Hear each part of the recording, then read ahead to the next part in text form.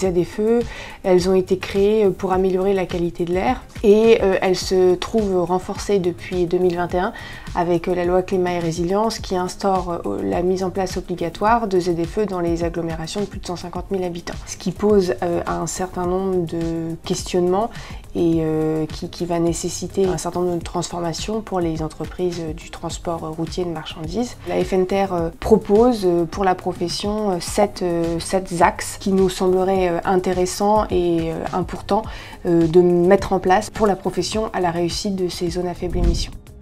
La première chose, c'est une autorisation de circulation du critère 2 jusqu'en 2030. Pourquoi un report du critère 2 à 2030? Aujourd'hui, quasiment 90% de la profession roule en critère 2. Et d'autre part, c'est un levier de transformation écologique puisque ça donne une visibilité pour les acteurs qui ont des flottes encore en critère 3 ou un peu plus anciennes et ça leur permet de faire un investissement avec cette visibilité-là.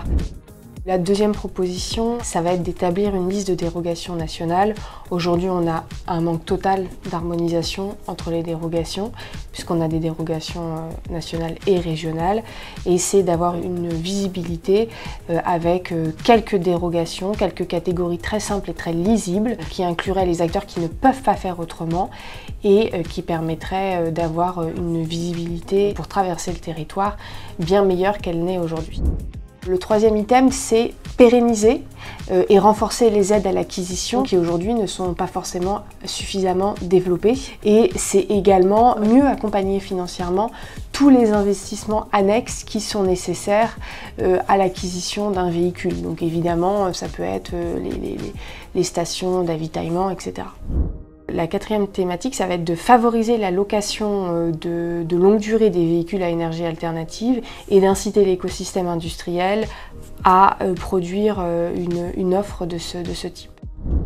Sur l'énergie, on a la question d'inclure en critère 1 l'ensemble des carburants décarbonés, première, deuxième, troisième génération en critère 1, et notamment le HVO qui permettrait aujourd'hui de répondre à un certain type d'usage puisqu'on est persuadé que le mix énergétique sera une solution.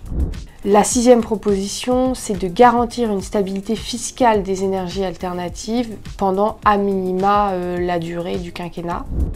Et septième et dernière proposition, c'est d'assurer un maillage territorial suffisant des bornes de recharge en développant notamment le réseau de distribution qui serait suffisamment étendu et fiable sur l'ensemble du territoire.